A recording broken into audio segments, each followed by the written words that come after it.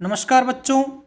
आज हम एक समान रूप से आवेशित वृत्ताकार वलय के कारण उसके अक्ष पर विद्युत क्षेत्र की तीव्रता ज्ञात करेंगे। इलेक्ट्रिक फील्ड इंटेंसिटी फाइंड करेंगे।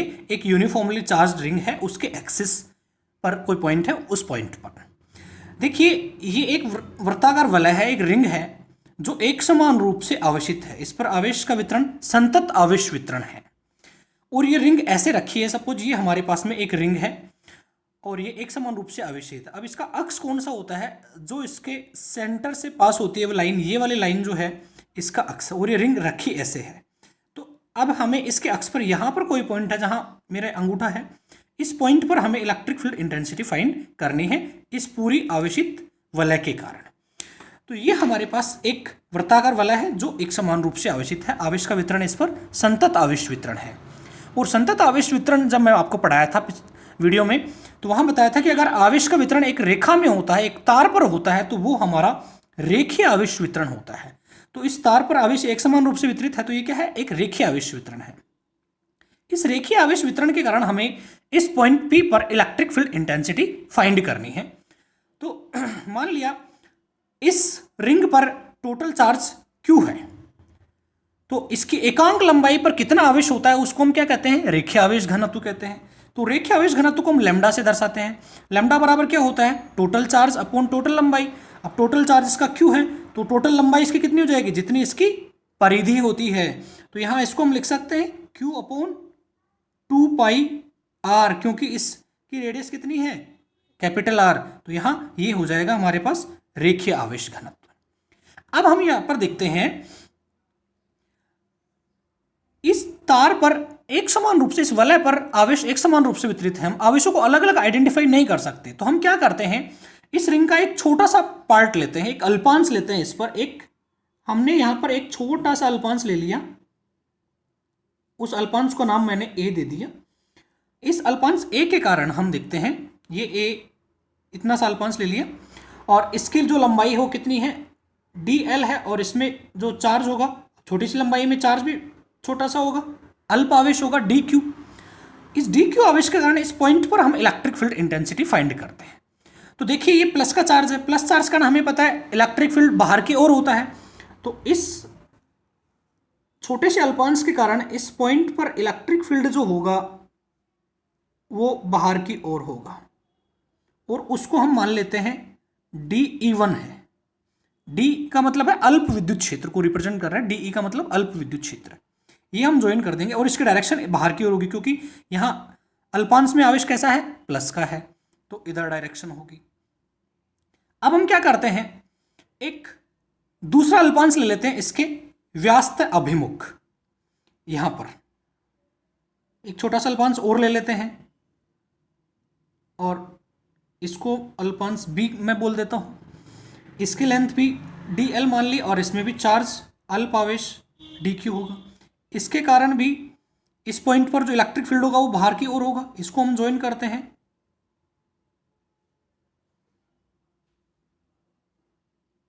तो ये इस अल्पांश B के कारण dE2 हो जाएगा। dE का मतलब अल्प विद्युत क्षेत्र है, ये ऐसे हो जाएगा।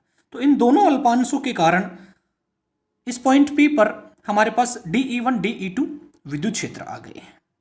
अब देखिए यहां पर एंगल मान लिया ये एंगल थीटा है, तो सममिति से ये एंगल भी थीटा होगा, क्योंकि इसमें ये कॉमन है। जितनी डिस्टेंस यहां से यहां तक की उतनी डिस्टेंस यहां से यहां तक की, ये त्रिज्या r है, तो ये भी यहां नीचे r हो जाएगी, इसलिए ये एंगल थीटा हो जाएगा। अब हम क्या करते हैं, इन dE1 और dE2 के कंपोनेंट करते हैं। हम कंपोनेंट हम करते हैं तो यहां देखेंगे कि अगर ये एंगल थीटा है तो ये एंगल भी थीटा होगा शीर्षाभिमुख कोण से। ये थीटा है तो ये एंगल भी थीटा हो जाएगा। अब इस dE1 के मैं घटक करता हूं, कंपोनेंट करता हूं, तो ये घटक क्या हो जाएगा इधर का? dE1 cos थीटा, और इधर जो घटक होगा वो नीचे की तरफ डायरेक्शन होगी, और ये हो जाएगा dE1 sin थीटा। इसी प्रकार से हम dE2 के घटक करते हैं, तो ये क्या हो जाएगा? dE2 कोस थीटा, क्योंकि ये डी जो है इधर थीटा एंगल बना रहा है, जिधर थीटा बनाता है उधर वाला कंपोनेंट कोस थीटा होता है। अब यहाँ थीटा नहीं है तो इधर वाला क्या हो जाएगा, DE2 sine theta, DE2 sine theta. तो हमने ये घटक कर लिए हैं इस DE1 और DE2 के। अब हम क्या करते हैं, इन DE1 DE2 के मान ज्ञात करते हैं। उससे पहले हम देखते हैं कि ये जो अल्पांश हैं तो प्रत्येक अल्पांश पर आवेश कितना होगा। प्रत्येक अल्पांश पर आवेश, प्रत्येक अल्पांश पर आवेश हमने DQ माना है, तो DQ की वैल्यू कितनी होती है, जितना एकांक लंबाई में होता है वो रेखिक आवेश घनत्व इंटू DL।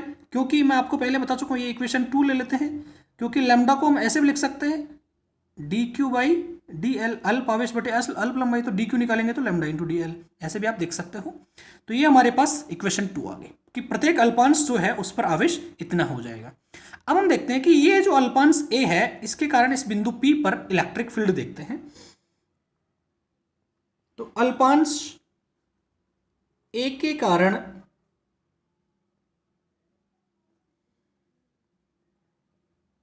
बिंदु P पर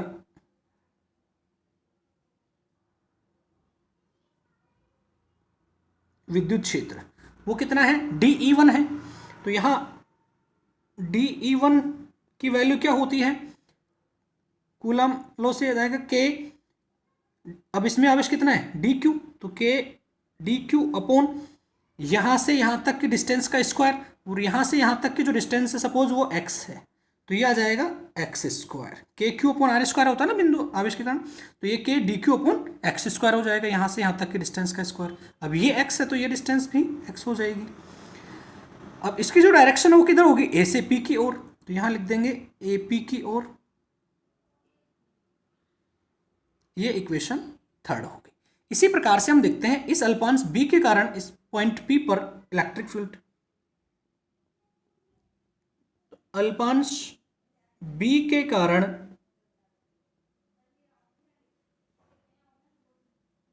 बिंदु P पर विद्युत क्षेत्र, इसके कारण हमने यहां पर जो विद्युत क्षेत्र माना वो कितना है, DE2 है। तो ये DE2 इज इक्वल टू हमारे पास हो जाएगा K DQ upon x square, क्योंकि इसमें भी चार्ज DQ है और यहां से यहां तक की डिस्टेंस का स्क्वायर हम करते हैं यहाँ पे। अब इसकी डायरेक्शन किधर है, B से P की ओर, तो यहां लिख देंगे हम BP की ओर। ये इक्वेशन 4 तो।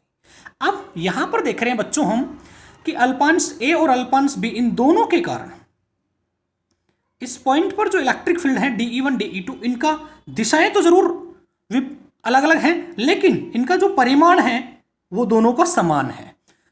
तो समीकरण 3 व समीकरण 4 से DE1 का परिमाण बराबर है DE2 के परिमाण के, और इन दोनों को E1 E2 ना लिख के सिर्फ DE लिख देता हूं मैं, और इसकी जो वैल्यू है कि परिमाण की कितनी है KQ अपॉन एक्स स्क्वायर, तो यहां लिख देंगे K DQ upon x square. तो यहां पर परिमाण हमारे पास आ गया K DQ upon x square, इसको इक्वेशन अपन 5 ले देते हैं। तो बच्चों अब हमें ये पता चल गया कि इस अल्पांश के कारण यहां पर जो इलेक्ट्रिक फील्ड इंटेंसिटी है DE2 और इसके कारण यहां जो DE1 है, इन दोनों का परिमाण बराबर है, दिशाएं ही इनकी अलग अलग हैं। अब जब इनके अपन घटक कर चुके हैं तो हम ये देख रहे हैं कि DE1 E2 साइन थीटा और DE1 साइन थीटा दोनों एक दूसरे के विपरीत दिशाओं में। अब इनका परिमाण बराबर है DE1 DE2 का, तो DE1 साइन थीटा भी बराबर होगा DE2 साइन थीटा के, लेकिन इनकी दिशाएं क्या हैं, एक ऊपर है और एक नीचे की तरफ है, इसलिए दिशाएं कैंसिल अलग अलग होने के कारण ये एक दूसरे को कैंसिल कर देते हैं, निरस्त कर देते हैं। तो इनके कारण जो कुल तीव्रता है, अभी देख रहे हैं कि DE1 कोस थीटा और DE2 कोस थीटा दोनों इसी दिशा में है, तो इन दोनों अल्पांशों के कारण तीव्रता इन दोनों के योग के बराबर आ जाती है, क्योंकि ये दोनों एक दूसरे को कैंसिल कर देते हैं। अब हम यहां पर देख रहे हैं बच्चों, अभी तो हमने सिर्फ 2 अल्पांश लिए, अब इस रिंग में हम काफी सारे अल्पांश ले सकते हैं। उन सभी अल्पांशों के कारण भी जो विद्युत क्षेत्र की तीव्रताएं होंगी उनके भी जब अपन घटक करते हैं तो जो साइन थीटा वाले जो कंपोनेंट होते हैं वो उनमें भी कैंसिल कर देंगे, और उनमें भी केवल जो कोस थीटा वाला घटक होगा डी ई कोस थीटा वाला, even E2 up to e n तक अपन ले सकते हैं, तो वो जो घटक होंगे वो सभी एक दिशा में होंगे। तो साइन वाले जो कंपोनेंट हैं वो एक दूसरे को कैंसिल कर देते हैं, और सभी के कारण, सभी अल्पांशों के कारण जो कोस थीटा वाला पार्ट होगा वो एक दिशा में होगा। तो सभी का हम योग कर देंगे तो कुल तीव्रता हमारे पास आ जाएगी इस पॉइंट पर। अब योग की जगह हम समाकलन भी काम में ले सकते हैं। तो अब हम क्या करेंगे, संपूर्ण वलय के कारण बिंदु P पर विद्युत क्षेत्र की तीव्रता। अब आप समझ गए होंगे कि ये साइन वाला पार्ट तो एक दूसरे को दिशा विपरीत होने के कारण कैंसिल कर देते हैं, और कुल तीव्रता इन क्षैतिज घटकों के योग के बराबर ही आती है। तो यहां हम लिख देंगे संपूर्ण वलय के कारण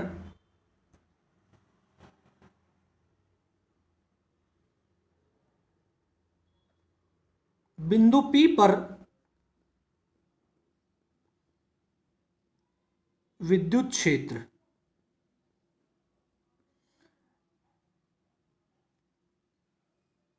बिंदु P पर जो विद्युत क्षेत्र होगा उसको अपन कैपिटल E मान लेते हैं। और वो क्या होगा, देखिए बच्चों, ये DE1 कोस थीटा और DE2 कोस थीटा। अभी तो हमने दो अल्पांश किए, तब तो ये दोनों के योग के बराबर।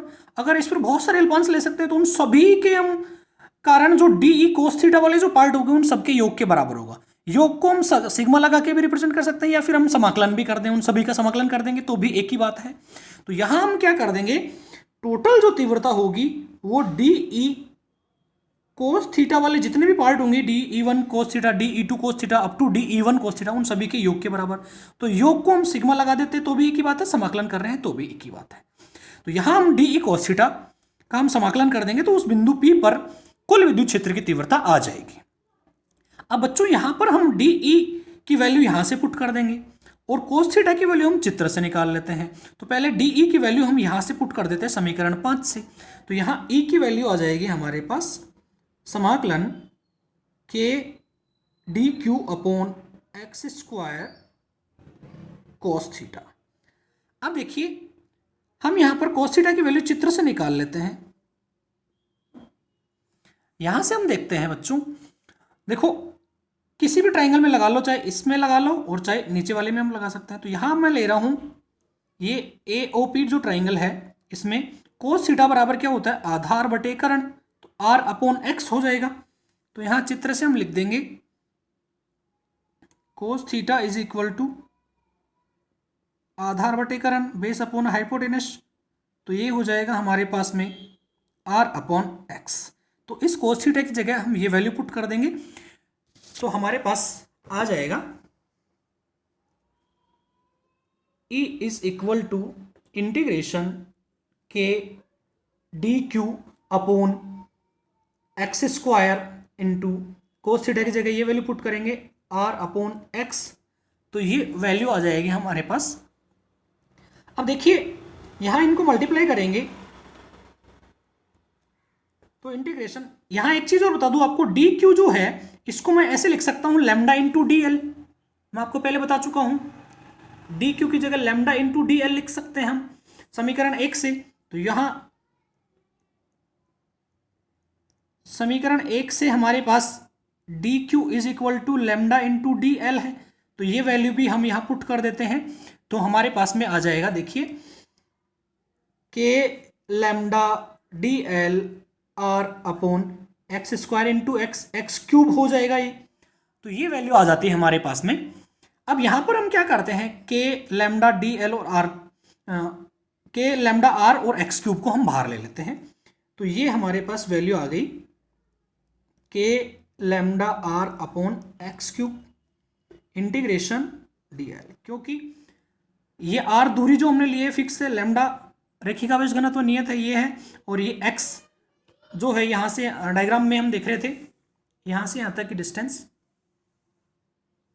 ये x भी फिक्स है, इसलिए हम इन सब चीजों को बाहर ले लिए। अब यहां देख रहे हैं हम इंटीग्रेशन DL। इंटीग्रेशन DL का मतलब क्या है कि हमने जो डायग्राम पर ये छोटा सा हमने अल्पांश लिया है, ये इसकी लेंथ DL है।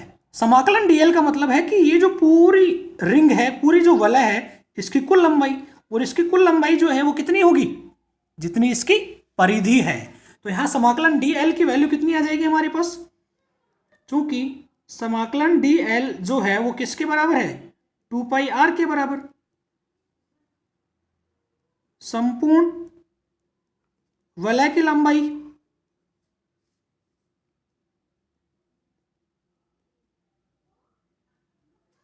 तो ये वैल्यू हम पुट करेंगे तो हमारे पास E की वैल्यू आ जाएगी k lambda r upon x cube into 2πr। अब बच्चों यहां पर हम देखते हैं, यहां हम ऐसे कर सकते हैं,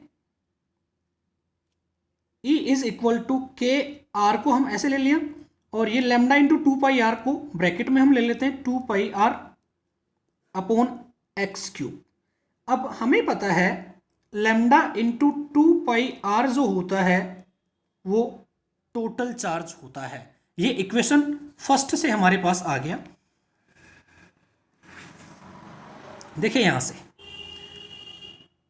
ये Q है, Q अपॉन 2πr लैम्डा की इक्वल है, तो Q इज इक्वल टू किसके हो जाएगा, लैम्डा इंटू 2πr के। इन दोनों को मल्टीप्लाई कर देंगे इक्वेशन फर्स्ट से। ये हमारे पास इक्वेशन सेकंड से था, तो ये Q आ गया, तो इसकी जगह हम क्या पुट कर देंगे, Q को वैल्यू पुट कर देंगे, तो E इज इक्वल टू आ जाएगा हमारे पास KRQ अपॉन एक्स क्यूब। ये आ गया। अब बच्चों हम यहां देखते हैं, ये x हमने यहां से यहां तक की डिस्टेंस मानी थी, ये डिस्टेंस x की वैल्यू हम फाइंड कर सकते हैं। कैसे, देखिए ये हमारे पास एक राइट एंगल ट्राइंगल है, एक समकोण त्रिभुज है जिसमें ये लंब हो गया, ये आधार हो गया। तो पाइथागोरस प्रमेय से हम निकालेंगे r square plus small r square जो है वो एक्स स्क्वायर के बराबर होता है। तो यहां पर हम निकाल सकते हैं चित्र से,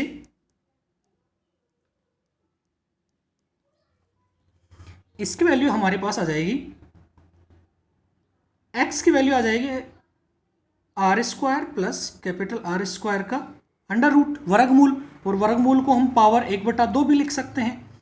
तो देखिए x की वैल्यू हमारे पास इतनी आ गई है, तो x का क्यूब करेंगे हम, तो इधर भी क्यूब कर देंगे, इधर क्यूब कर रहे हैं तो ये हो जाएगा r square plus capital r square की पावर 3/2।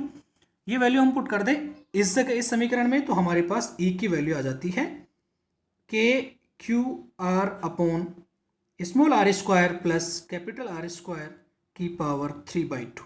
ये हमारे पास इलेक्ट्रिक फील्ड इंटेंसिटी आ जाती है एक वृत्ताकार वलय के कारण। इस वृत्ताकार वलय के कारण इस पॉइंट P पर इलेक्ट्रिक फील्ड इंटेंसिटी इतनी होगी हमारे पास। अब यहां हम देख रहे हैं बच्चों, इसकी जो डायरेक्शन है वो किधर है, इधर है। और यहां पर मैं कोई इस लाइन को आगे बढ़ा के मान लिया मैं यहां पर कोई y पॉइंट दे देता हूं, तो इसकी डायरेक्शन किधर होगी, P से y की तरफ है ना सबकी। तो यहां हम लिख देंगे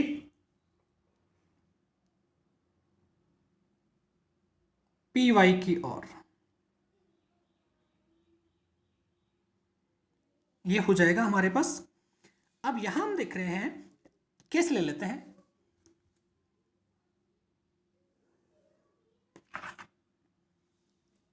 देखिए ये वैल्यू आ चुकी है हमारे पास। अब यहां स्पेशल केस लेते हैं हम,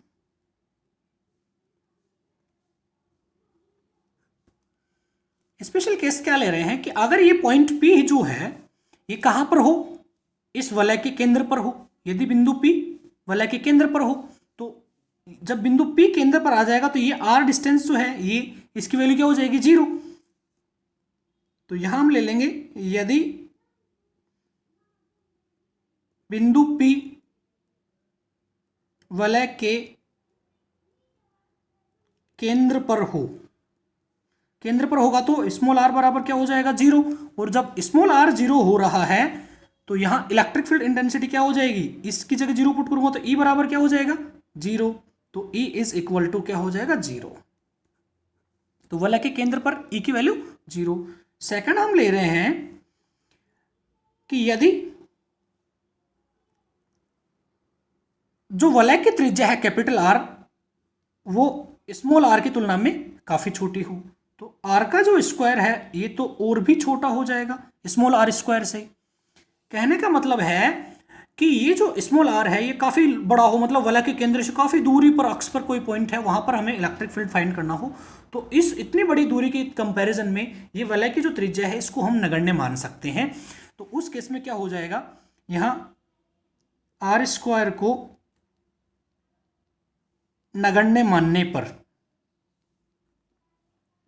इस आर स्क्वायर को नगण्य मान लेंगे हम, तो देखिए हमारे पास इसको हम नगण्य मान लेंगे तो ये पार्ट तो जीरो हो जाएगा, तो ये आर स्क्वायर से ये नीचे का 1/2 कट जाएगा, तो आर का क्यूब बच जाएगा, तो ई की वैल्यू आ जाएगी हमारे पास k q small r upon r cube.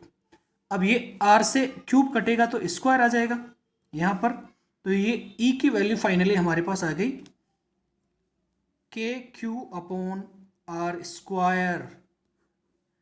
इसका मतलब है कि वलय के अक्ष पर काफी दूरी पर विद्युत क्षेत्र की तीव्रता का सूत्र इतना आता है। अब हम ये देख रहे हैं कि ये जो फॉर्मूला होता है ये एक बिंदु आवेश के कारण भी आर दूरी पर विद्युत क्षेत्र की तीव्रता का फॉर्मूला होता है। तो अतः हम कह सकते हैं कि अत्यधिक दूरियों के लिए या अक्ष पर अत्यधिक दूरी पर स्थित बिंदु पर विद्युत क्षेत्र की जो तीव्रता होती है उसका सूत्र एक बिंदु आवेश के सूत्र के समान होता है। तो हम कह सकते हैं कि वलय इस प्रकार से व्यवहार करती है मानो इसका जो पूरा आवेश है वो इसके केंद्र पर ही स्थित हो, क्योंकि यहां जो फॉर्मूला आया है वो एक बिंदु आवेश के कारण आया है। तो हम कह सकते हैं कि अधिक दूरियों के लिए वलय इस प्रकार से व्यवहार करती है मानो इसका पूरा पूरा आवेश कहाँ हो, इसके केंद्र पर ही केंद्रित हो। तो ये था बच्चों एक आवेशित वलय के कारण उसके अक्ष पर कोई पॉइंट P पर, किसी पॉइंट P पर इलेक्ट्रिक फील्ड इंटेंसिटी का फॉर्मूला। ये फॉर्मूला फाइंड कर सकते हैं और फिर स्पेशल केस से हमने ये 2 पॉइंट ले लिए। धन्यवाद।